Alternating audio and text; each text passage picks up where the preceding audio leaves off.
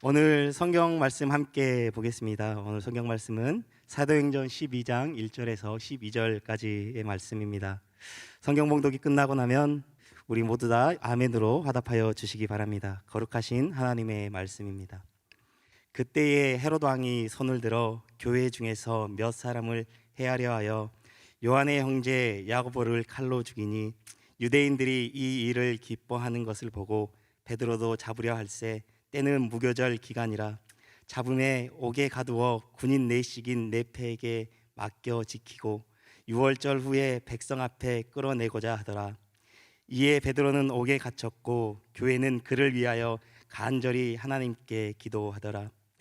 헤롯이 잡아내려고 하는 그 전날 밤에 베드로가 두 군인 틈에서 두 쇠사슬에 매어 누워 자는데 파수꾼들이 문 밖에서 옥을 지키더니 호련히 주의 사자가 나타내매 옥중에 광채가 빛나며 또 베드로의 옆구리를 쳐 깨워 이르되 급히 일어나라 하니 쇠사슬이 그 손에서 벗어지더라. 천사가 이르되 띠를 띠고 신으라 하거늘 베드로가 그대로 하니 천사가 또 이르되 겉옷을 입고 따라오라 한데 베드로가 나와서 따라갈새 천사가 하는 것이 생시인 줄 알지 못하고 환상을 보는가 하니라. 이에 첫째와 둘째 파수를 지나 시내로 통한 세문에 이르니 문이 저절로 열리는지라.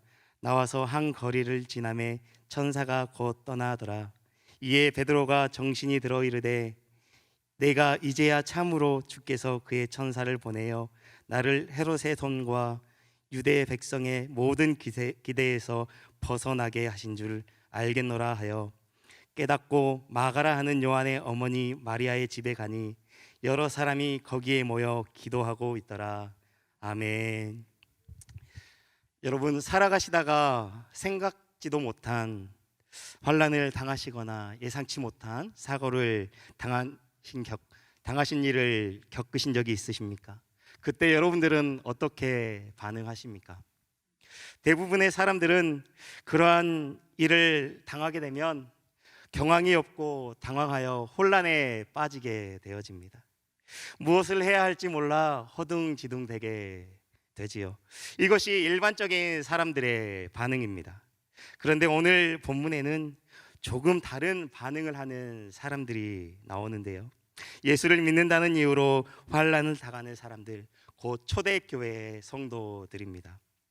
아마 처음에 박해를 받을 때에는, 핍박을 받을 때에는 그들도 몹시 아마 당황했을 것입니다. 그런데 그 초대교회는 그 상황 속에서 무엇을 해야 할지 모르지 않았습니다. 그들이 무엇을 해야 하는지 정확하게 알고 있었습니다. 이 말씀을 통해 환난 속에서 초대교회 성도들이 무엇을 했는지 오늘 함께 나누기를 원합니다. 헤롯의 박해로 인해 초대교회는 최대 위기를 맞이하게 되었습니다. 당시 팔레스타인을 통치하던 헤롯 아그리빠라고 하는 왕은 예루살렘 교회를 정치적으로 박해하기 시작했습니다. 1절 말씀을 보면 헤롯은 교회 중에서 여러 사람을 해하려 하여라고 말하고 있습니다. 성경에는 여러 명의 헤롯이 나오는데요. 그런데 오늘 본문에 등장하는 헤롯 아그리빠는 예수님이 태어날 당시에 유아들을 학살하던 헤롯 대왕의 손자입니다. 이 헤롯 아그리빠는 유대교적인 정책을 펼치면서 유대인들의 환심을 얻고자 굉장히 노력하였습니다. 그래서 유대 정교 지도자들과 두터운 친분을 유지하고 또 그들의 지지를 얻기 위하여 유대인들의 골칫거리인 기독교인들을 탄압하고 박해하는 일을 서슴지 않았던 것입니다. 이 헤롯에 의해 12제자 중에서 가장 먼저 순교한 사람이 바로 요한의 형제 야고보였습니다. 2절 말씀에 보면 이렇게 기록하고 있습니다. 야고보를 죽인 일로 인하여 유대인들이 기뻐하였다라고 기록하고 있습니다. 기뻐하는 유대인들의 모습을 지켜본 헤롯은 그들을 더욱 만족시키기 위하여 또 다른 일을 계획합니다. 그것은 바로 교회의 또 다른 지도자인 베드로를 잡아 처형하는 일이었습니다. 특별히 헤롯이 이 무교절 기간에 베드로를 잡아 죽이려고 한 이유가 있었습니다. 무교절이 되면 평상시보다 예루살렘에 더 많은 유대인들이 모여들기 때문에 그곳에서 자신의 통치력과 자신이 얼마나 그리스도인들을 미워하는지 보여줌으로써 헤롯의 유대주의자들의 환심을 사고자 했던 것입니다. 베드로는 이 무교절에 헤롯에 의해 잡히게 되었습니다. 그리고 감옥에 갇히게 되었지요. 헤롯은 야고보 사도를 죽였던 것처럼 베드로 또한 죽이기 위하여 체포하였음을 우리는 4절을 보고 알 수 있습니다. 잡음에 옥에 가두어 군인 내식인 네페에게 맡겨 지키고 6월절 후에 백성들 앞에 끌어내고자 하더라. 아멘. 그런데 왜 베드로를 즉시 죽이지 않았을까요? 그리고 감옥에 가두었다가 6월절 후에 백성들 앞에 끌어내어 죽이려고 했을까요? 그 이유는 유대법의 무교절 기간에는 어떠한 재판이나 처형도 금지하고 있었기 때문입니다. 헤롯은 유대법을 어기면서까지 지금껏 쌓아놓았던 노력이 허사가 될까 두려워 베드로를 죽이지 않고 절기가 끝날 때까지 감금할 수밖에 없었습니다. 베드로는 군사들의 삼엄한 감시와 경계 속에서 감옥에 갇히게 되었습니다. 헤롯에 의해 무교절 기간에 감옥에 갇히게 된 베드로는 이 절기가 끝날 때까지 꼼짝없이 갇혀 있어야만 하였습니다. 그런데 이때 교회에는 큰 일이 일어나고 있었습니다. 이때 교회는 이미 야고보를 잃었고 이제는 베드로마저도 잃게 되어지는 상황입니다. 베드로를 잃는다고 한다는 것은 이 교회의 지도자를 잃는다라는 의미입니다. 이러한 위기 상황 가운데 그들이 할 수 있는 것을 찾았습니다. 그들이 할 수 있는 것이 무엇이었을까요? 그들은 비록 이 위기 속에서 두려움을 느꼈지만 성도들이 할 수 있는 것이라고는 함께 모여 하나님께 기도하는 것뿐이었습니다. 여러분, 그리스도인은 이러한 갑작스러운 환난과 핍박이 찾아왔을 때 아무것도 할 수 없는 사람들이 아님을 우리가 기억했으면 좋겠습니다. 그리스도인들은 이런 상황 가운데에서 기도할 수 있는 사람들인 것을 우리가 잊지 않았으면 좋겠습니다. 고난 중에 있는 성도가 가장 해야 할 중요한 일은 좌절이 아니라 바로 하나님께 기도하는 일인 줄 믿습니다. 5절 말씀에 이렇게 기록하고 있습니다. 이에 베드로는 옥에 갇혔고 교회는 그를 위하여 간절히 하나님께 기도하더라. 아멘. 다시 한번 읽겠습니다. 이에 베드로는 옥에 갇혔고 교회는 그를 위하여 하나님께 간절히 기도하더라. 아멘. 여러분, 초대교회 성도들은 옥에 갇힌 베드로를 위해 간절히 하나님께 기도하기 시작하였습니다. 그 기도는 언제까지 계속되었습니까? 베드로가 그 옥에서 나올 때까지 계속되어졌습니다. 다시 말해 하나님의 응답이 있을 때까지 기도했다라는 것입니다. 기도는 우리가 했다고 끝나는 것이 아니라 하나님께서 들어주시는, 응답해 주시는 그때까지 하는 것임을 우리가 기억했으면 좋겠습니다. 우리 한국 사람들의 대표적인 특징이 있습니다.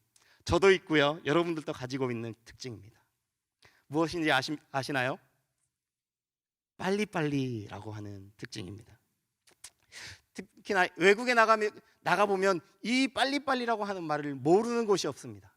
한국 사람들이 여행하다 유명한 관광지에 가면 그곳에 있는 현지 사람들이 한국 사람을 보고 외칩니다. 빨리빨리, 빨리빨리.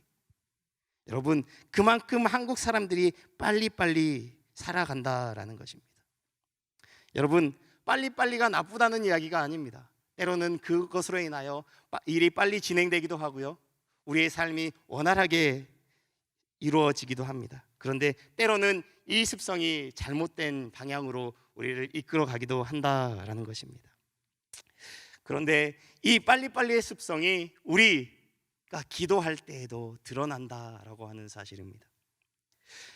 사랑하는 성도 여러분, 여러분들 모두 다 아마 간절한 기도의 제목들이 있을 거라고 생각합니다. 여기에 앉아 계신 모두가 각자에게 기도 제목이 있으시지요. 가정을 위한 기도 제목도 있고요.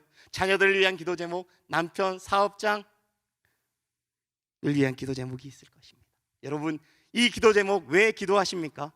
그냥 나의 만족함을 위해서 기도하십니까? 아닙니다. 바로 하나님께서 그 기도에 응답해 주실 것을 믿고 기도하는 것입니다. 여러분, 그런데 그 기도가 응답될 때까지 기다리고 계십니까?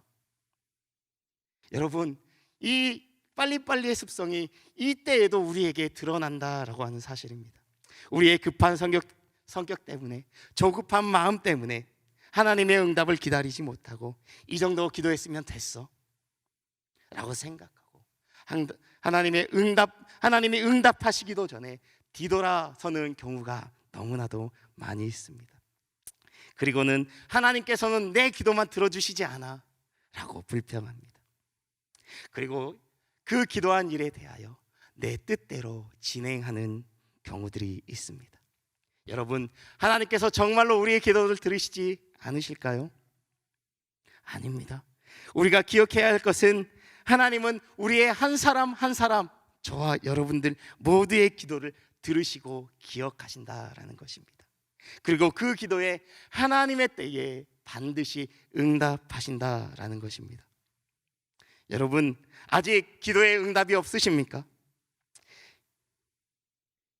그 상황이 하나님의 뜻에 맞는 것인지를 한번 생각해 보셨으면 좋겠습니다. 그리고 우리가 기도하는 것이 하나님의 뜻이 아니라, 우리의 뜻이 아니라 하나님의 뜻을 구하는 것이어야 할 줄 믿습니다. 기도에 응답이 없다면 하나님의 기도가 응답할 때까지 기다릴 수 있는 우리 말씀상 공동체가 되었으면 좋겠습니다.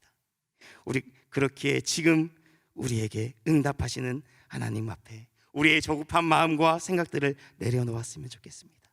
모든 것을 내려놓고 하나님의 때에 응답하실 때까지 인내하며 기도할 수 있는 우리 모든 성도님들이 되었으면 좋겠습니다. 교회가 베드로를 위하여 기도하고 있을 때 그 기도에 응답하여 하나님의 천사가 베드로를 찾아가 일을 하셨습니다. 헤롯은 감옥에 가둔 베드로가 절대 빠져나가지 못하도록 철저하게 지켰습니다.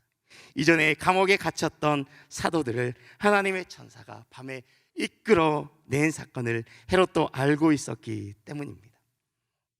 그래서 헤롯은 특별히 더 많은 군사들을 경계로 세우고 베드로를 지키게 하였습니다. 6절에 헤롯이 잡아내려고 하는 그 전날 밤에 베드로가 두 군인 틈에서 두 쇠사슬에 매여 누워 자는데 파수꾼들이 문 밖에서 옥을 지키더니, 당시 일반적으로 중재인이라고 할지라도 한 명의 죄수에 한 명의 보초병이 감시하는 것이면 충분하다고 여겨졌습니다.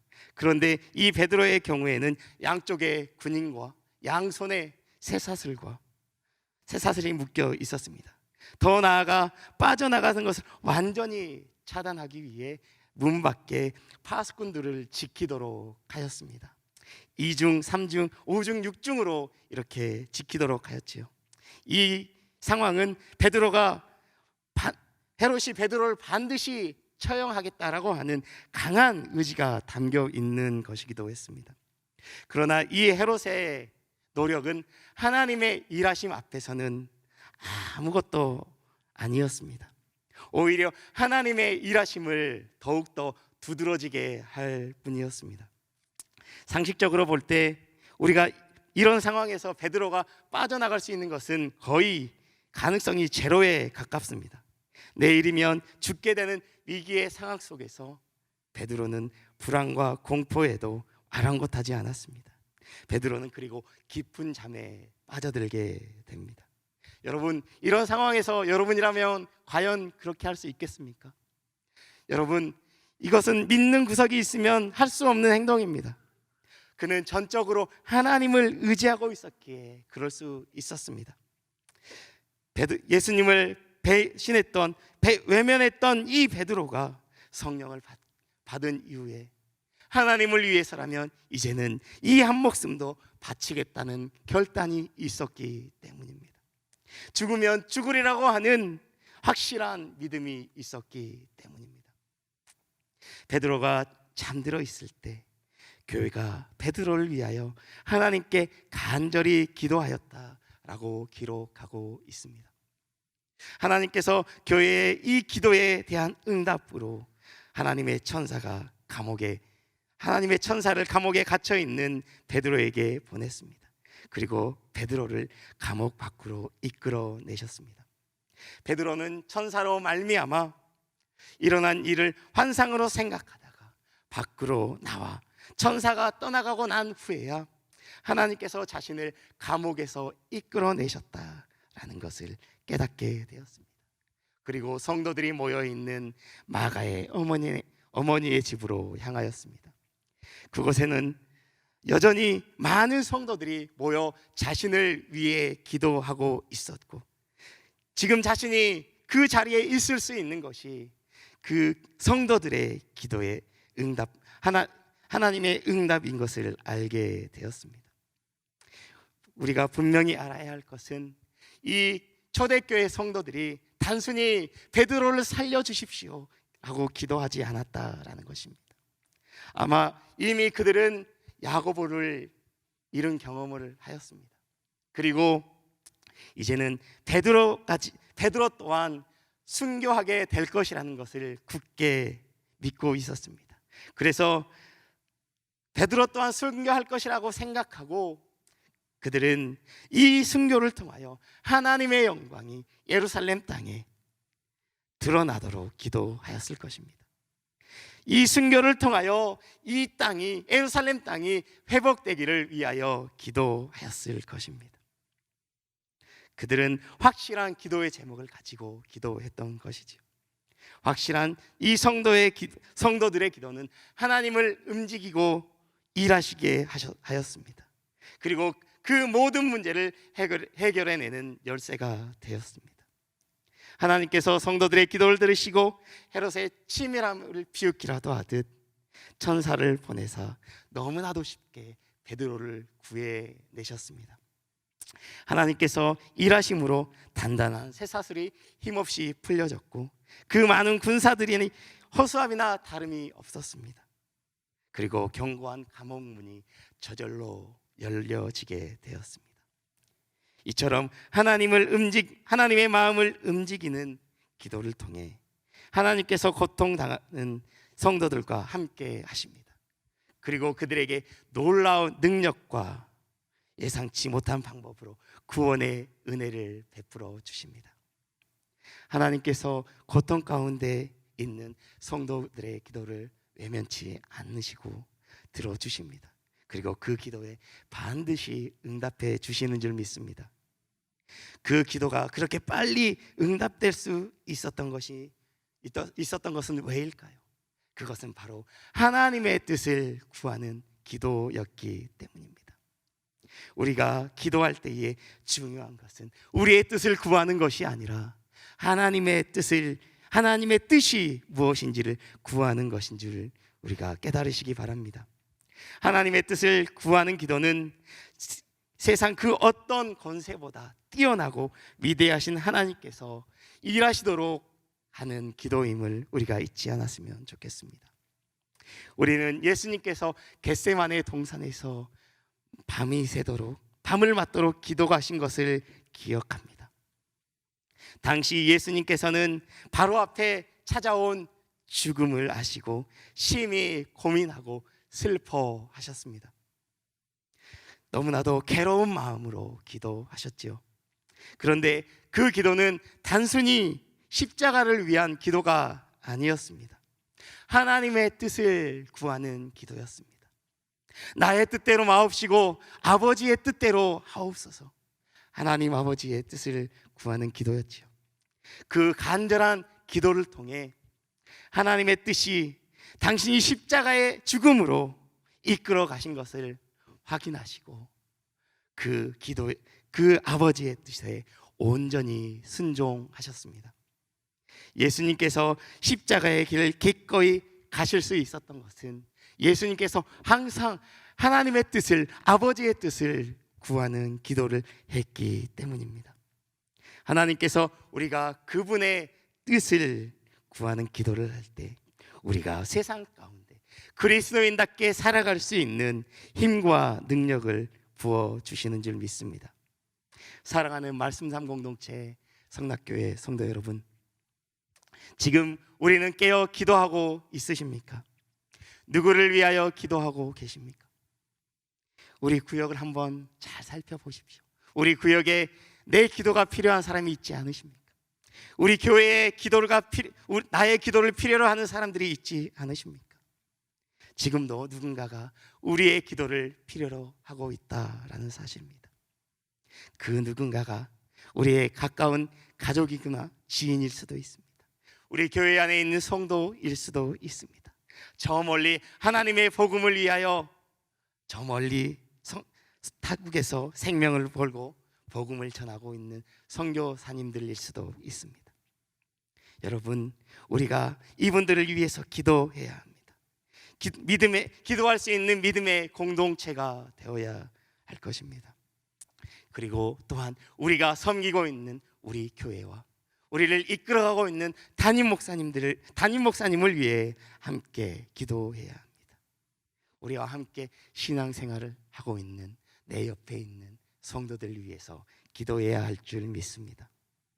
우리가 서로를 위해 기도할 때에 우리의 상한 심령들이 회복되게 될 줄 믿습니다. 우리가 함께 신앙생활하는 성도들을 위해 기도할 때에 하나님께서 그곳에 찾아가사 친히 일하여 주신 줄 믿습니다. 지금 우리가 하나님의 구원을 기다리고 있는 영혼들을 위해 교회의 성도들을 위해 기도할 수 있는 우리 공동체가 다 되었으면 좋겠습니다. 하나님께서 우리의 간절한 기도에 우리가 가장 보기 좋은 것이 아니라 하나님의 뜻에 합당한 것으로 응답해 주실 줄 믿습니다. 성도 여러분, 성령 충만한 교회는 말씀이 살아있고 찬양이 살아있고 기도가 살아있는 교회인 줄 믿습니다. 우리가 뜨겁게 기도함으로 성령 충만한 교회가 되기를 원합니다. 우리가 기도의 끈을 놓지 않았으면 좋겠습니다. 날마다 기도의 자리를 사모하셨으면 좋겠습니다. 그 기도의 자리에 있을 때 우리가 하나님을 깊이 있게 만나게 될 것입니다. 그리고 하나님의 일하심을 보게 될 것입니다. 기도를 통해 세상에서 그리스도인답게 살아가며 하나님의 은혜와 살아계심을 경험하게 되기를 주님의 이름으로 축복합니다.